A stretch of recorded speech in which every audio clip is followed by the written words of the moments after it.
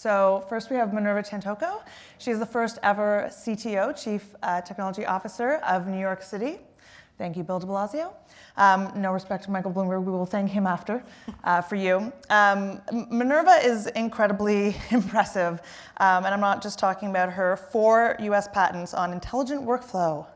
That she has been jumped into this job full speed, and as CTO, she directs the Mayor's Office of Technology and Innovation, and she's basically responsible of coordinating citywide strategy on making this city operate as a leader and innovate and continue to exhibit the genius that we like to pat ourselves on the back that New York City is all about.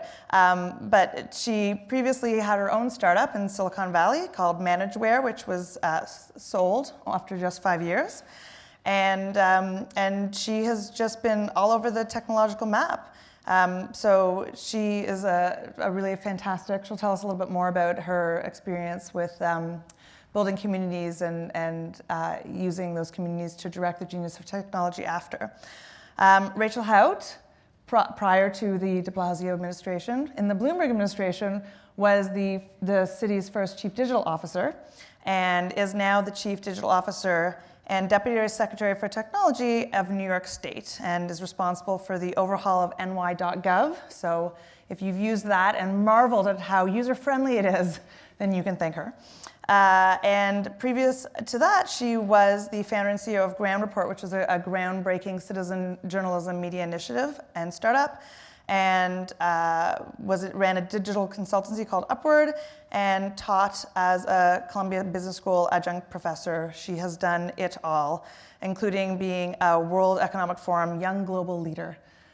Both of these women are leaders in New York, have been leaders in New York City, and are leaders in New York State, and are responsible for pushing the envelope of innovation and technological genius amongst our communities. So that is what we're going to be talking about tonight, the wisdom and genius of crowds and communities, and who gets to decide that. So I think let's just start, I guess, in framing where we are in 2015. What can you say about sort of New York City or state, whichever you wish?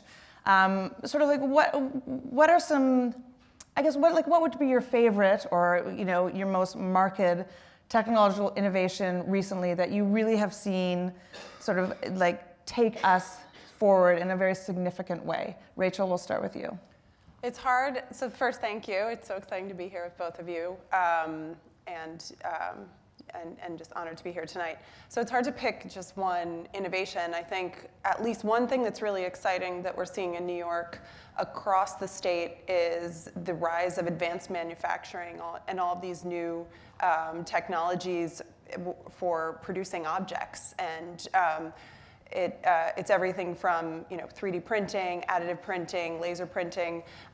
This is exciting because it allows us as a city and as a state to build on our legacy of industry and manufacturing and really lead the way. And a lot of people might say that New York is even the global capital of advanced manufacturing. If you looked at everything that's happening, we have, whether it's Shapeways, MakerBot has since been acquired, humongous company, Quirky that's inventing all these new innovations and doing so by doing a lot of prototyping. So I think that I'd say advanced manufacturing is one of them, but the great thing about New York in general is we have all these really developed industries. We talk about this all the time, and one by one they're being disrupted by digital and by technology, and that's why New York is going to continue to lead. And of course, I'm biased, but just a little biased. It's one of our many advantages, and of course builds on an incredible legacy of innovation in the state. Everything from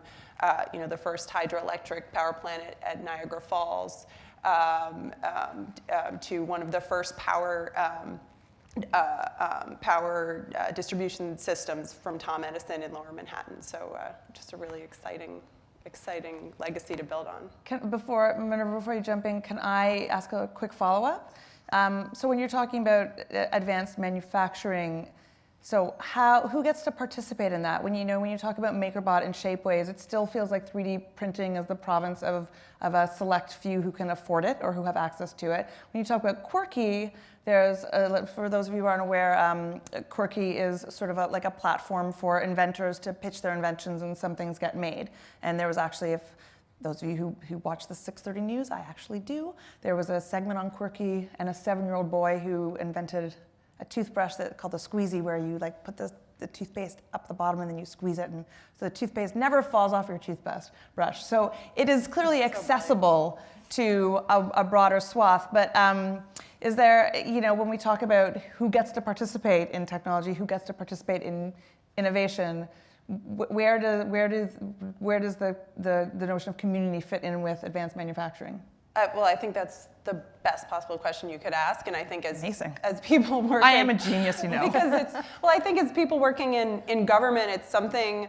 I don't want to speak for Minerva, but it's something that we encounter all the time. That everyone, sometimes you can fall into the trap almost of focusing on the shiny new object, and you need to first focus on: do we have a foundation where everybody is able to access these innovations and act on them? And it's one of the reasons why, previously at the city and now at the state, we have a digital roadmap, and it looks at 5 different areas, because we think that you can't lead up to that last layer where you're creating these incredible innovations in industry if you don't have a few things. And the building blocks we look at, and I think everyone probably sees them differently, but the ones we look at are, broadband infrastructure. You need to connect. Education. You need to know what you're doing once you have access to the internet at a high speed.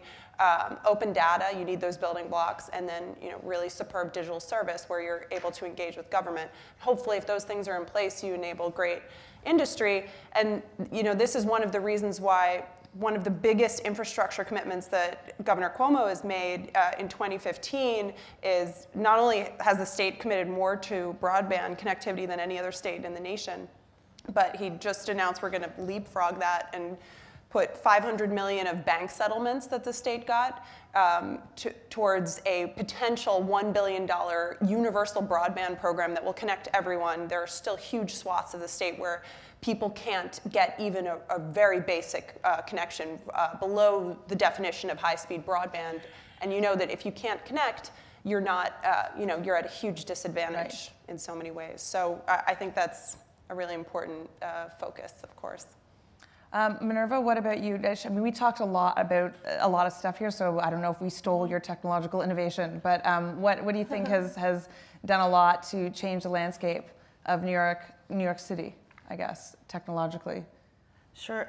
First of all, I am also biased, and I think New York City is the genius capital of the world. Let's face it. Yeah. And in part because, and both, in the sense of inventive people, creative people, and not just technology, but all kinds of innovation.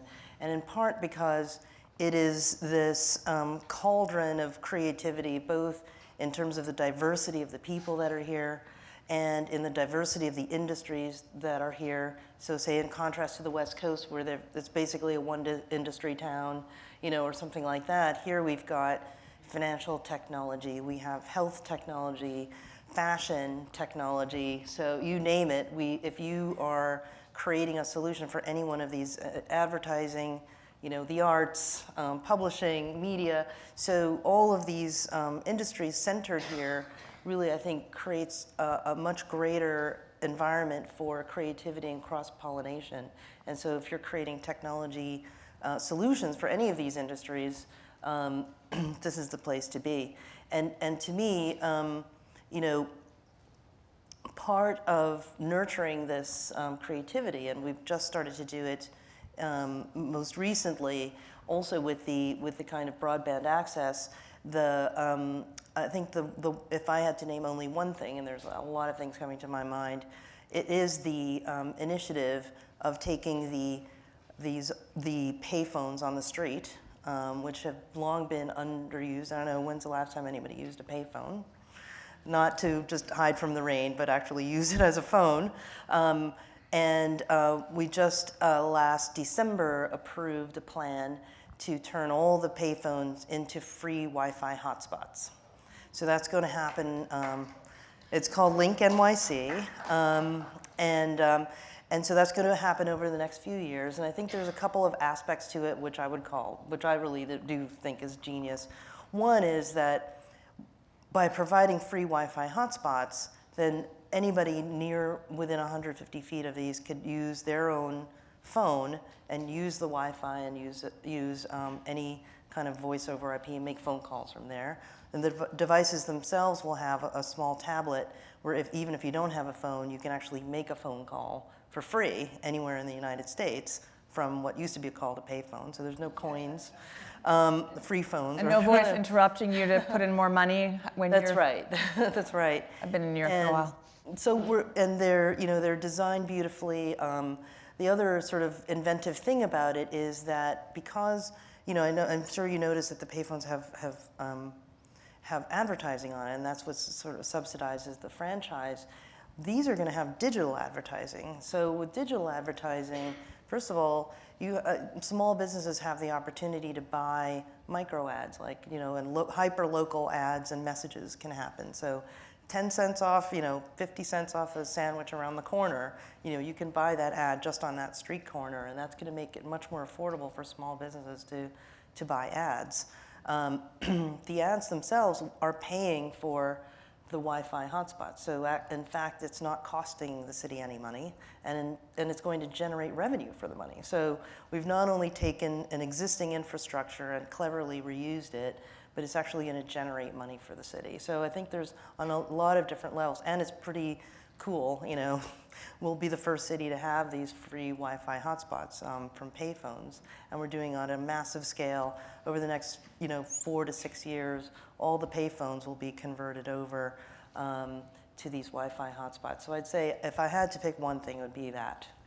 I think that qualifies as genius. That sounds like a pretty genius idea to me. And I think that segues into the natural question of a week like this, celebrating, hashtag 7 Days of Genius, celebrating who is a genius. And I'm not sure if you're familiar with the poll that was done online as part of the package for the 7 Days of Genius, but there were some questions answered by the masses about who were considered geniuses, and overwhelmingly turns out the default assumption about who qualifies as a genius is somebody who was white and male, and that's begged to differ clearly.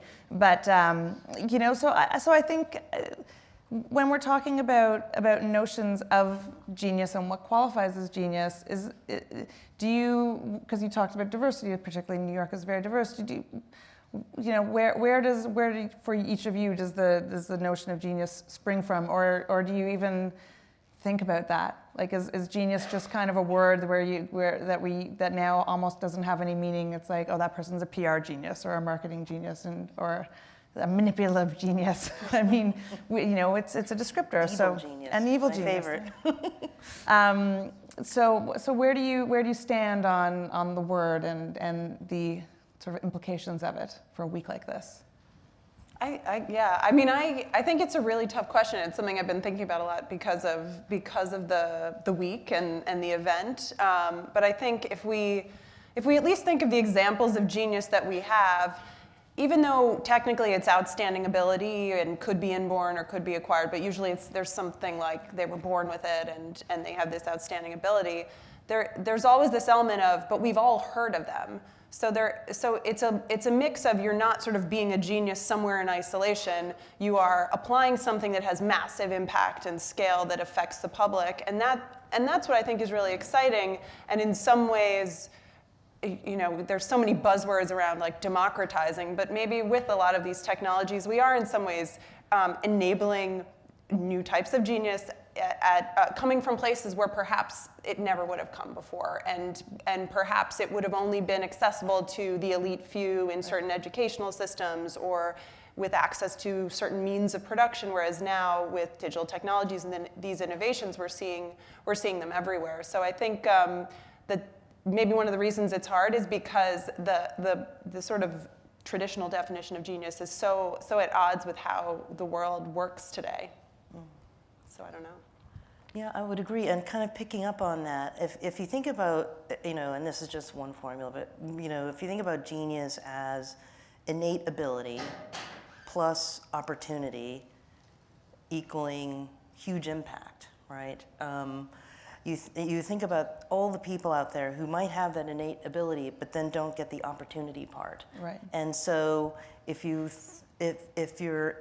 trying to create the conditions for genius and nurturing that in the environment for the greater good, right? Because you want to get that wonderful, inventive social impact, and combine that with diversity, I think you've got something there. And where I see a big trend is where in New York City we have this amazing civic hacking community here. So, talking about communities and the genius of communities, this is, right now a fairly small, tight-knit group of developers and activists and hacktivists who really want to do tech for good.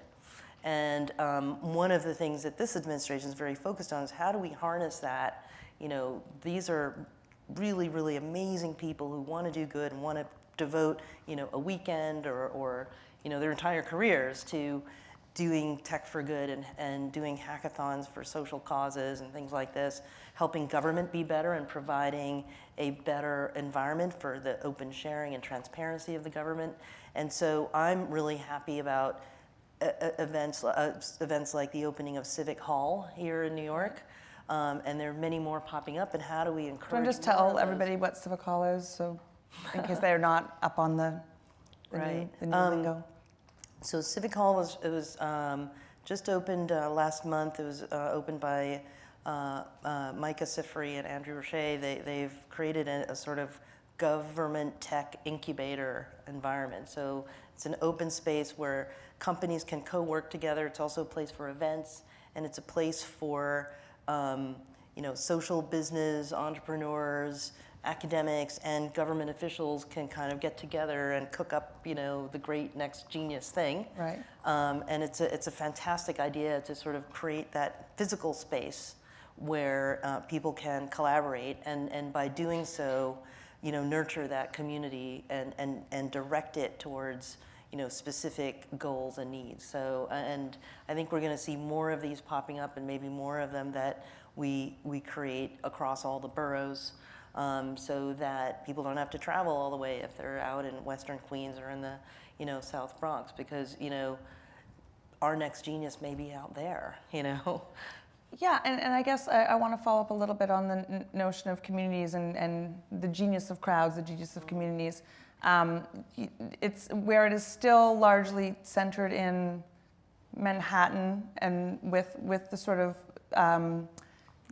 players who have been the players, and the where there's still sort of like traditional gatekeepers who are still keeping the gates, right? Like, so the big investors who make the call about who gets invested in. Of course, it's different now. People can crowdfund through Kickstarter and that sort of thing, but still, by and large, we're still New dealing York with the startup, by the way.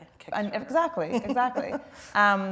It's still a little bit slow for all communities to be included. And so, what is the state of innovation and community engagement outside of the sort of the classic tech nexus in New York?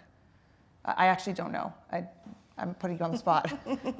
Well, I think there are several goals that we're talking about. So part of it is this focus on growing an innovation economy, as some people have called it, for all New Yorkers. And what does that mean? And it is very place-based.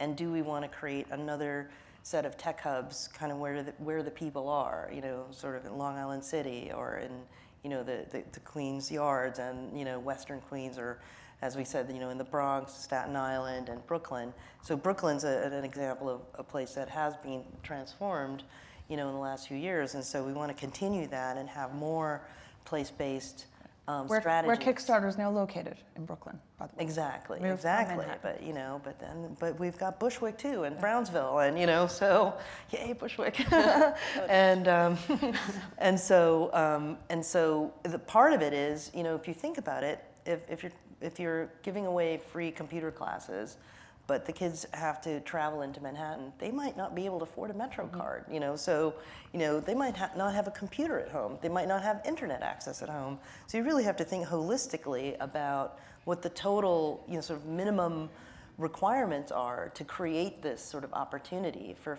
everyone to be able to participate in the innovation economy. So many of our initiatives, the Broadband for All initiative, is really about how do we create, free or affordable internet access for all. Because imagine you're a kid trying to do your homework and your parents can't afford internet. How are you going to do your homework? If you're in a homeless shelter and trying to find a job that doesn't have Wi-Fi in it, how would you even go onto Monster or Indeed or write a resume without a computer? So, the internet has become as essential as, electricity and water, in the modern age if you're going to participate in today's economy. And I think it's as essential. I was really pleased to see, the FCC ruling in favor of sort of net neutrality for all.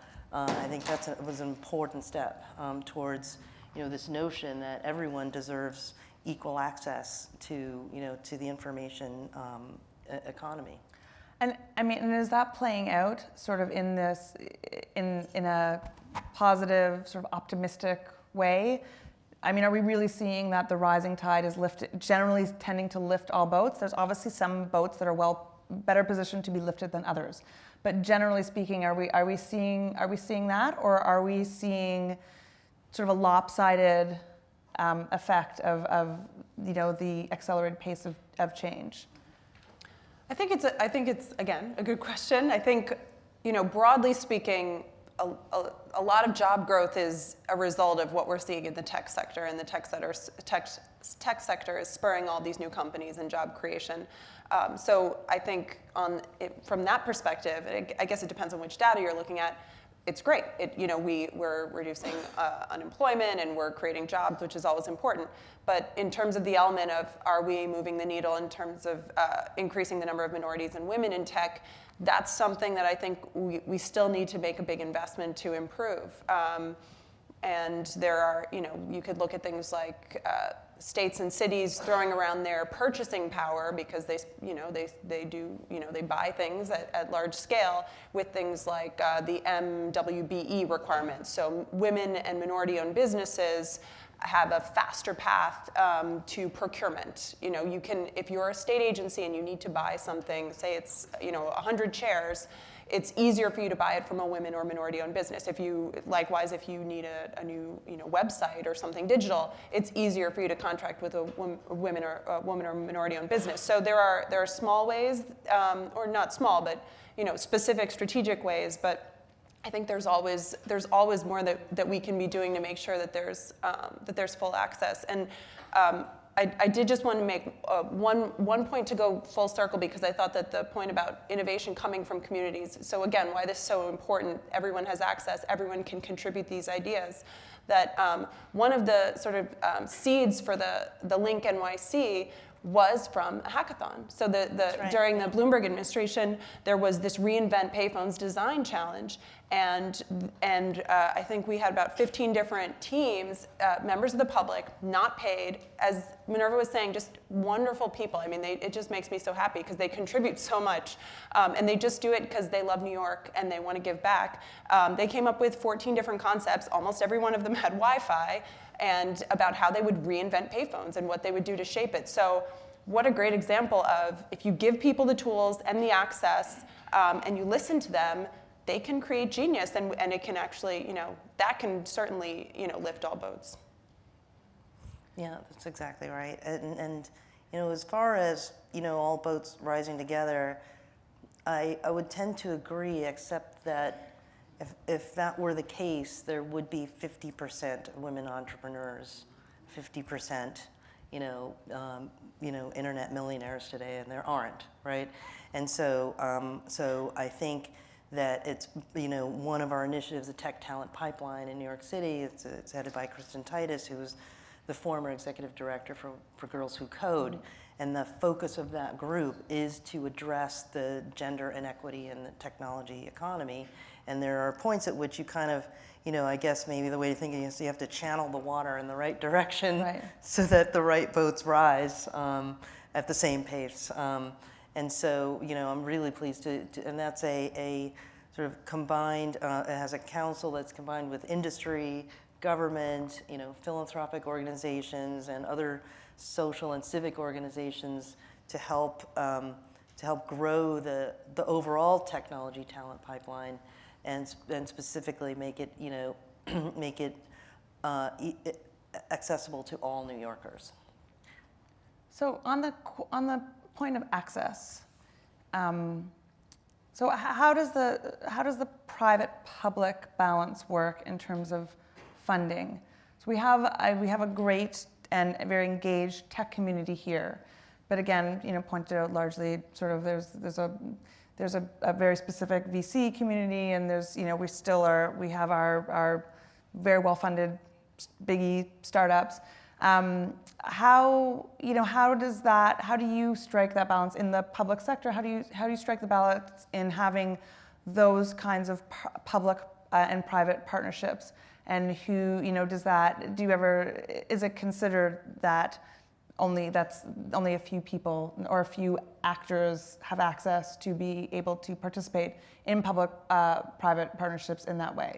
How do you negotiate that? Again, I do not have answers to this.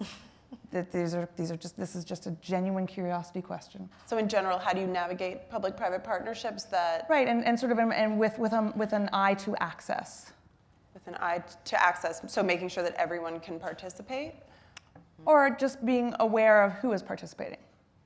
Because it's not feasible to imagine that every single person is going to be able to participate in every single thing. And in public life, you have to make priorities. I do understand that. Well, I'm not sure I totally understand, but I'll. Okay. So just like there's certain certain elements of the community that are very well funded, and so more easily able to participate, more easily able to have a seat at the table, have their voices heard, that sort of thing. But by the same token, essential to be able to have these partnerships. Essential to being able to pursue these initiatives. So I'm just wondering if how you strike that balance. Great. I think Minerva wanted to take Sure. that. Well, Minerva wanted to take that. I'll tell a very quick story about the website digital.nyc. So digitalnyc.nyc is the one-stop shop for all things tech in New York City, and that was built as a public-private partnership with Gust and with using IBM and with the communities themselves. So it's actually, the content is all sort of, it's called a mashup. It's basically content from all over the web that pulls together job postings, every computer course. It's a database of all startups. It's blogs from entrepreneurs and VCs from New York City. It's just everything you ever wanted to know. And so that was built both as a public-private partnership, both with a VC helping with the funding, but also it was built with the community. We had a series of community meetings that people from the larger digital and tech community participating in the creation of it. And now there's a 5-borough roadshow of Digital NYC as well, sort of going out to the communities and telling them about this resource. And again, it's ad-free, so it's not an advertising place. It literally is a resource. And one of the reasons that actually enables access for all is because you might not be able to read all of the tech, newsletters around and check all of the job postings. But if you want to find a job or hire someone, there's just one place to go. And you don't have to know anyone. You just have to be able to, again, if you have internet access, go to digital.nyc and get that information. And that makes it accessible to anyone with an internet connection. So how, just on the switching tacks a little bit to communities and activating them, well, what are some communities that have done that so well? And is it because of a single person who's very motivated and very passionate and very dedicated, or is it because of organizations, or or do you truly need everybody to participate in order to truly activate a community? How do we capture and quantify even the engagement of communities and sort of try and engineer that genius. Is it even possible? I think it's really interesting. I don't know that I know what makes it, like what the components are, but I could give at least sort of two examples of I think great examples of where we're seeing communities galvanizing around a concept and especially pushing for innovation. So one, I think in Queens, Juke Shu from Coalition for Queens, he just came to mind right away. He's, in addition to being an all-around booster for Queens, he's created this great program called Access Code, again, focus on this, the thread of access, where they primarily serve, I believe, people from low-income backgrounds or who were previously unemployed or were the first person in their family to attend college. I believe they have a 50-50 male-female gender ratio, and the majority of their participants are minorities, and they teach them how to code, and then they help them with placements in really high-paying jobs, great organizations. He was on the front page of the Times, well-deserved, but even more importantly, one of his graduates, he was just telling me about, she went from minimum wage jobs to now she's a developer at BuzzFeed, which is incredible. So how did they do it? I think it's a mix of their local community organizers in their own way. They partnered with other organizations. They were dogged about it, and they really sort of activated something where there's a lot of interest. And another example I'll give is perhaps less familiar, but something in the state we're really excited about is what's called the Buffalo Billion. So Buffalo has come from, it's really powerful position of being a center of industry. After it lost a lot of those jobs and a lot of the manufacturing industry was not in a good place economically, and the governor, working with local leaders who really know Western New York, made it a priority to bring Buffalo back with this, quote, Buffalo Billion. And it's incredible to see, and it's a mix of, it's putting the focus on it day in, day out. It's putting, actual dollars that help to support these businesses. They did a business plan competition. They gave funding to those companies, stationed them in Buffalo, and then, one of the more tangible visual elements is that they actually started work. They welcomed Solar City, which is a solar panel producing company owned or created in part by Elon Musk. They're building their gigafactory in Buffalo, and they just were, setting up the first steel beams, I think last week, or maybe it was earlier this week. It's been a long week. So so we've seen this enormous transformation in Buffalo, and I think again, it's a mix of, that support. You do need the funding at some point, I think, and whether that's coming from private dollars or government sources, as long as it's there, and then you need the buy-in. It needs to be the right solution for that community. Sorry. I'm sorry. Sorry, sound guy. I coughed into your ear, I'm sure. But, well, communities are, technology lets us have virtual communities, but in a place like New York City, it really is about the neighborhood and the people you see every day and the guy on the corner, and and I think the role of technology is in helping, communities, wire each other more readily. You can create kind of like groups, community groups where you can communicate with each other and organize more easily, but at the end of the day, it really is about your neighbors, and your vested interest in that place.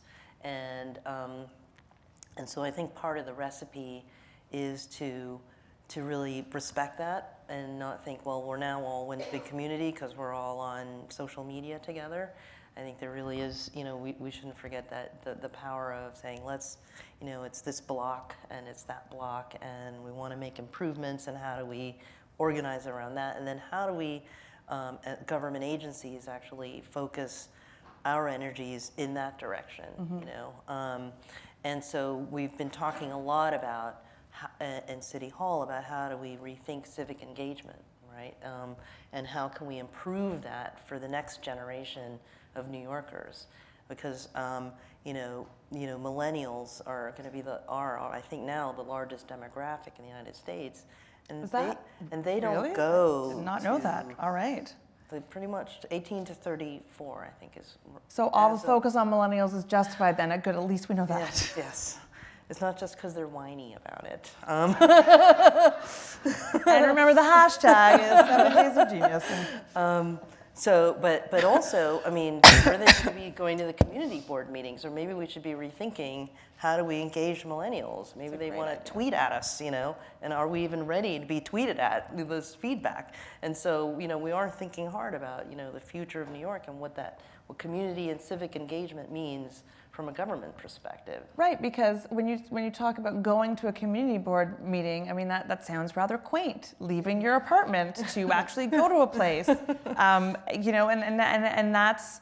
that's a whole other element is how do you activate people? What is the gateway drug to getting involved? Is it just getting excited about a hashtag and then tweeting and then maybe liking something on Facebook and going from there, or is liking something on Facebook activism enough if the goal is to get a whole bunch of Facebook likes? I mean, how do you continue to keep a population actively engaged when their engagement has been transferred from real life spaces to, what they're doing on this? Again, this is a question I don't have the answer to. Yeah, I mean, that's something we think about every day.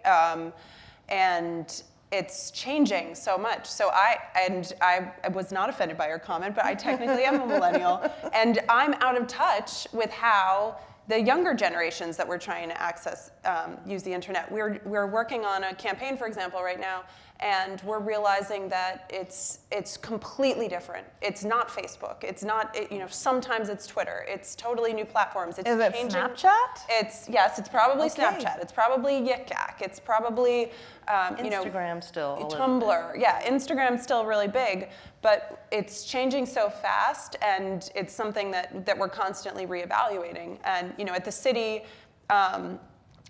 When I was last at the city, there was an audience of over 4 million. At the state, on social media alone. Mm-hmm. On the state, we have about 3.6 million. So these are millions of people who are engaging, and we have things like social media, and obviously I'm very passionate about this, but we have things like social media and digital media that are totally transforming the way government interacts with the public. It used to be, if you wanted information, the government put out a press release. They hoped the press covered it if it was a positive story. They hoped they got it correct. And now they can directly engage, and they can correct false information. And then on the services side, it used to be that if you needed your birth certificate, you had to physically walk into somewhere and get it. And as opposed to now, you can request almost any service online. So I think the question is, how do we, in government, but I guess in general as a society, how do we elevate the way that we're serving people online and then empowering them to really make an impact back on their own communities and realize their own agency, which is more powerful than it ever has been thanks to all these innovations. So is Governor Cuomo on Snapchat? Is there like a Governor Cuomo Snapchat channel? Should there be? Not in an official capacity, and I believe not in a personal one either. We are in an official capacity on Instagram. We're on Vine.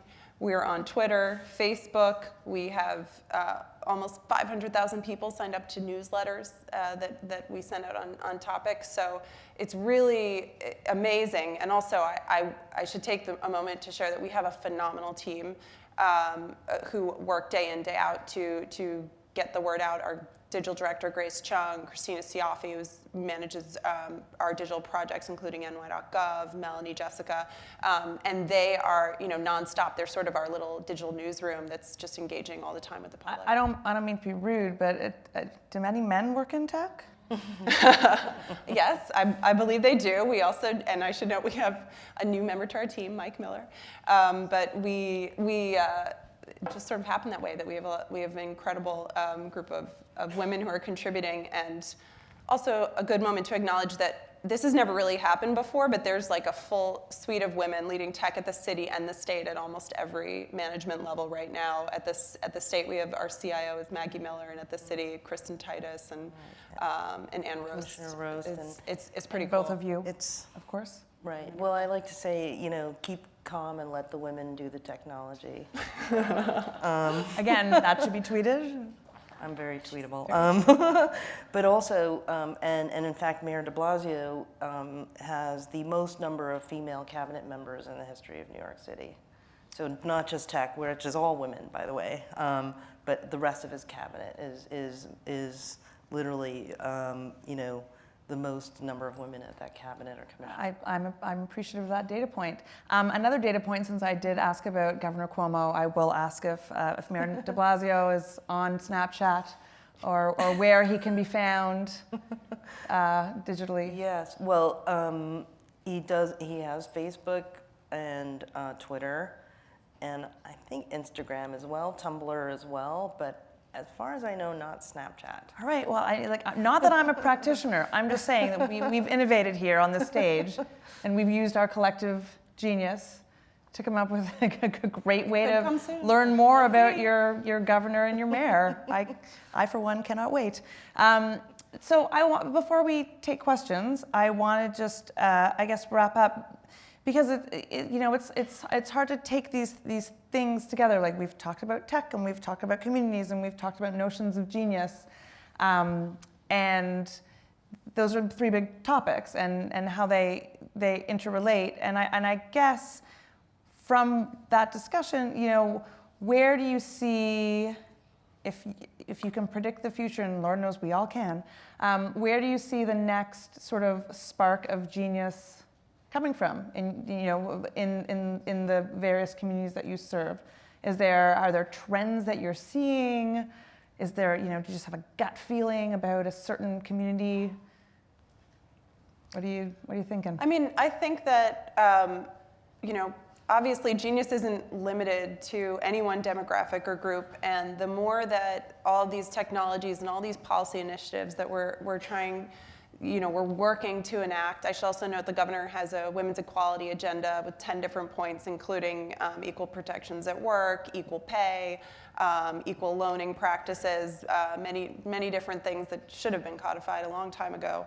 The more that we pursue this, if we're doing our job right, hopefully we'll start to see genius coming from places where it has always existed. It just hasn't been enabled or empowered to see the light of day and actually reach scale and reach and enact this large impact. So I think really key to that is infrastructure. It may not be the most exciting thing in the world, but everybody needs high-speed broadband infrastructure if they are going to be learning. Yeah. The companies like Shapeways and Quirky that I was talking about before, 3D printing. These are humongous files that are being transferred that are then printed on this incredible new machinery. If you can't transfer the files, or if you can't do it at a fast pace, you're at a huge disadvantage. So whether it's industry, whether it's just allowing a kid to do his or her homework, whether it is getting access to the library where more and more people are going, I think if we're doing our jobs right, the next genius will come from a place we haven't really seen it happen before, but it's way overdue, and ideally it will be somewhere previously low-income, underrepresented groups, and they will show us the way. That would be my hope, at least. Minerva? No, those are really great points, and I think one way to tie this together is that genius can come from anywhere. We shouldn't have this sort of very restricted view of it, right. And so must wear a hoodie and look like Mark Zuckerberg. Exactly. Right. Although I own a hoodie, I wear it at the gym. But I think the way to think about it is there are potential geniuses everywhere, and our job is to help give them and enable them the opportunity to express that genius. And so they can come from anywhere in New York City, New York State. And so if we can create that environment that will nurture that, I think we would all benefit. And to quote Alan Kay, the best way to predict the future is to invent it. Great. I tend to agree with both of you. That I think that, infrastructure is, I think one of the things about being an entrepreneur is because you don't have infrastructure, you start to appreciate it so much. So I'm actually a really big fan of infrastructure, and I think that that's, enabling that is because to enable people to connect, there has to be something for them to connect to. And I do think that the lowered barriers to entry across the board, as well as there's this, this new, very 2015 feeling, this wave of, pushback that, that Academy Award nominees or tech entrepreneurs or people, people doing the funding, like they should not all look exactly the same as each other. Let's just say that. And I think that like all of that together really does mean that we are in a position to enable sort of a more diverse and fresh group of people like never before. So that is my hope. But again, can't predict the future. You can only put money on what you think is going to do well. I'm actually not sure about the protocol on questions, but I've seen people passing pieces of paper around in the audience. Who was going to tell me how this works? Otherwise, I'm just going to call on people in the audience. Sir, hello. Thank you for a wonderful conversation that really brought forward, among other things, the connection between community building and genius. And my main question is, there's a lot of focus on people as geniuses, but I wonder if it might be helpful to have some focus, and feel free to comment on this, on moments of genius rather than a person who is a genius, but a moment of genius in somebody, or 2 or 3 moments of genius in somebody who might not otherwise, over a long haul, be considered a genius. That's one thing I wanted to mention. The other thing is, as a psychiatrist, we've been interested for a long time, not only the limited we, but the royal we, like humanity, in the connection between genius and madness, and particularly the risk of risking the unknown, both internally and otherwise, and how it relates to both genius and madness. And I'm thinking particularly of the movie A Beautiful Mind as one strong expression of that whole question and connection. So thank you. Well, we're all a bit crazy up here. I think one of the topics that we were discussing at our discussion before this was about notions of genius flourishing either in adversity or in conditions of privilege where you have the freedom to pursue an inclination. And there was talk about Malcolm Gladwell's 10,000 hours. The ability to spend 10,000 hours doing something is indicative of having that time. To the madness point, that is not my area of expertise. Ladies, I don't know if you have a particular thought on that. You have to be a little bit crazy, I guess, to be an entrepreneur. That's what they say. I don't have any expertise on that piece, but just one other point that I was thinking of when you were speaking earlier, Rachel, right before we went to the questions, but tying in with this sort of the acts of genius or the moments of genius as opposed to just the individual, is that, and coming back to the wired communities, when we were writing about the broadband initiative that the governor is putting forward, I realized that there's something that a lot of like the great innovations, perhaps the great moments of genius, have had in common, which is that they only really become great and transformative when they're connected, and that's when they happen at scale. And it's not an original thought; it's pretty obvious. But for me, it was very moving because, with broadband, we can't even anticipate the genius that will be unleashed because we're not really there yet in terms of being fully connected. The technology is cool on its own, but when it's connected, and a couple examples from New York's legacy of innovation, like the cars to the highway system. Cars are really cool on their own, and the combustion engine, very exciting. But once you have a highway system, that's when you can actually start to unlock the potential. You can move people and goods, and you can transform things. Another example from New York's history is the Erie Canal. Totally unlocked the true potential of the Industrial Revolution, and at that time advanced manufacturing, because we were able to move goods in a way across the state that we couldn't before. We couldn't keep pace with the production advances that were happening until we could move them. So I think if we look at the acts as opposed to just the individuals, that's when we really realize that it's about that's the spark that really makes it very exciting. This is how we do the questions, I now know. And there are a bunch of really good ones. So I'm going to launch in because this is a great one. How is NYC leveraging technology to improve health and healthcare in the city? How, Minerva, how? That's a great question. So we are, so there's a number of different ways. First of all, there's the quest for, open data and being able to use big data to help make, key public health decisions. And you can find, all kinds of, and we're continuing to work on getting more and more critical data sets. The Department of Health and Mental Health has a lot of great data, but we need more. And the magic comes in sort of mixing that data. So if you have pollution information or humidity information, and then you match that with trends in diseases, then you can start to look at and focus on specific areas or neighborhoods that might be at risk for certain types of diseases and focus programs around that. And so, the use of predictive analytics and big data is very important. Internet sensors, and I'm very excited about the trends in the sort of the Fitbits and other things that people wear that track their exercise and their health, and I think there's a great deal of potential there.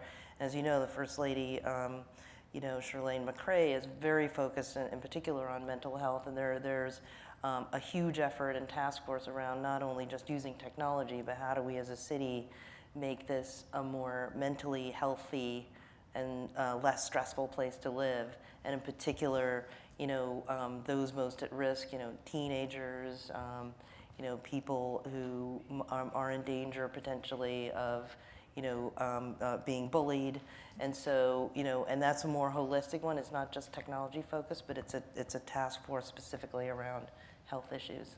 The crisis text helpline from Do Something, Nancy Lublin. That's another New York City-based initiative, which just made me think of that.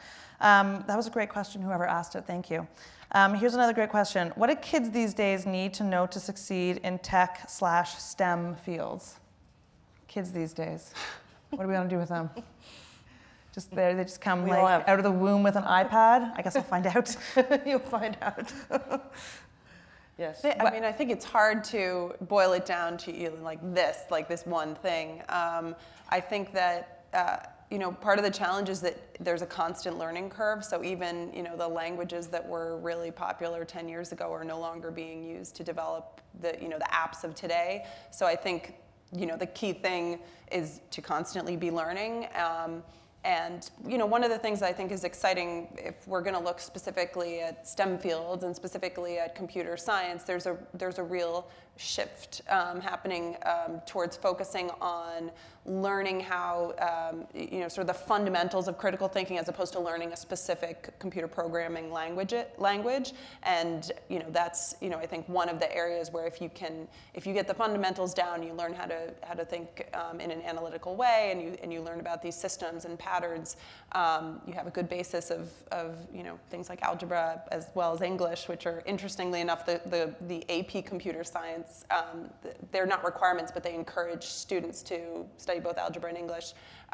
It's interesting that it's not just about math and science. You need to have those various areas, and you need to sort of train your brain to constantly learn. Are there some good apps, and NYC, New York State-based apps for kids? This is like a so many. softball. Well, code.org, I would mention, is totally free. There's Code Academy, also free. Currently, I think Dash is the one that General Assembly built. So there's a lot of cool, and they're apps, they're online. Your kids or you can try them for free. And they work for as young as, I think, 5 years old, some of the games that they have on code.org. So it's pretty, there's a lot out there.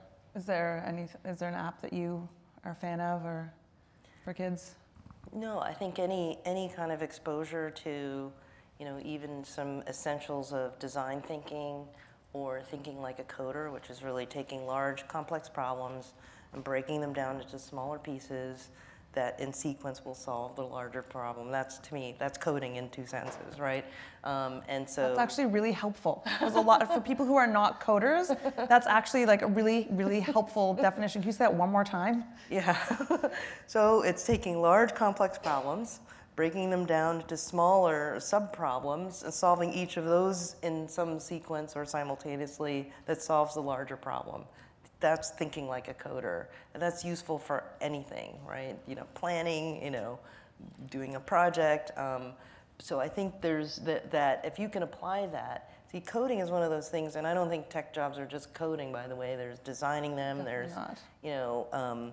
there's digital movies, games. There's testing. There's, figuring out what it needs to do. There's a whole, There's getting it to people, because spectrum of jobs. you build a thing and then people have to know about it and like it. Exactly. But for coding, it's more how you think. I've learned over the years probably a dozen different computer languages. It's not, and so, but it was because it's a little bit like if you know Spanish, you can kind of learn French, right? You have a mind for, oh, there's a different word in each country for the same thing, right? So, so you sort of figure it out. And so I think it's more that capacity to think technologically is the key to what we want to teach. And I would say in terms of industry, the biggest gaps are in sort of digital science, data science, and cybersecurity. Those are 2 really big booming areas. So Teach the kids cybersecurity. That's probably a good idea. everyone should do it, but also it's a really great, career path. You said you know 12 coding languages. Like, do you have a favorite? Are you like a Ruby person or a Python person?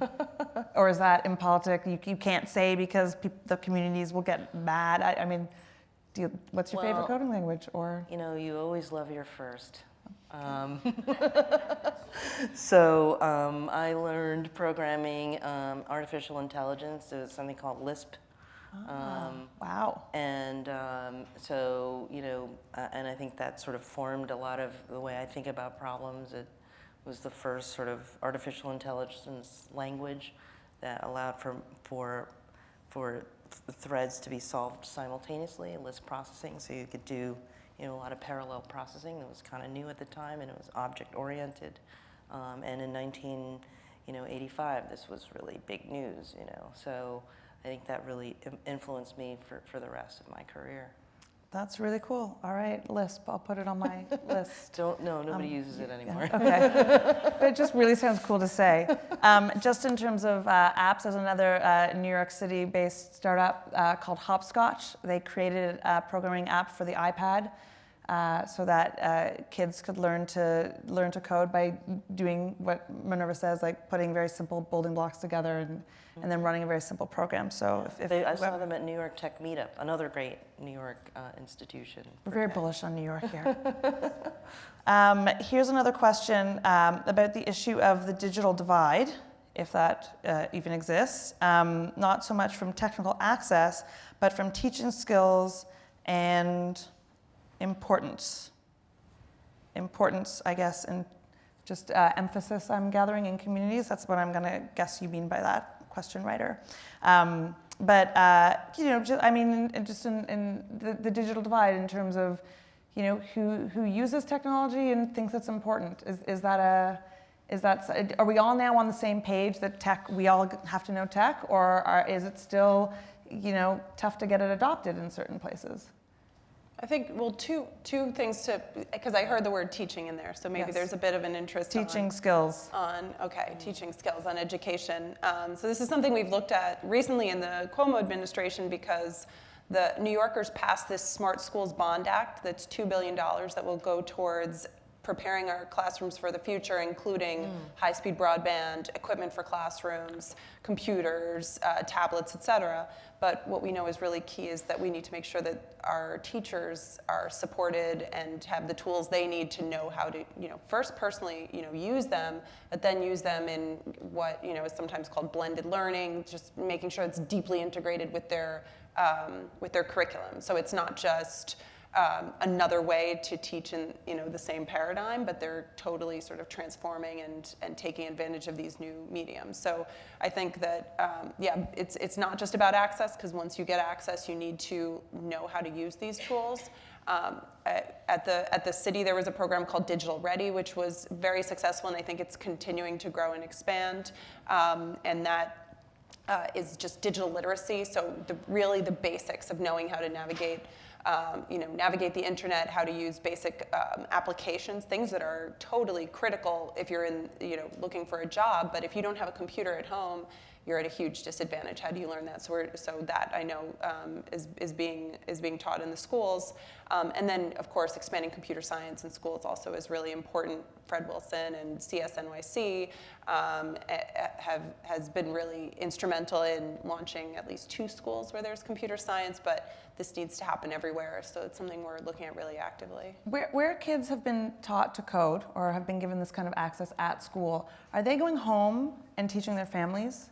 Are we seeing that? Are we seeing that kids teaching their parents? Well, just one example, at least, is around the BTOP funding. So there was, which is now over, and it's called E-rate now. So the Broadband Technologies Opportunity Program, federally funded program, was one of the programs that was run in the city was really brilliant because they provided computers to 6th graders, 12-year-olds.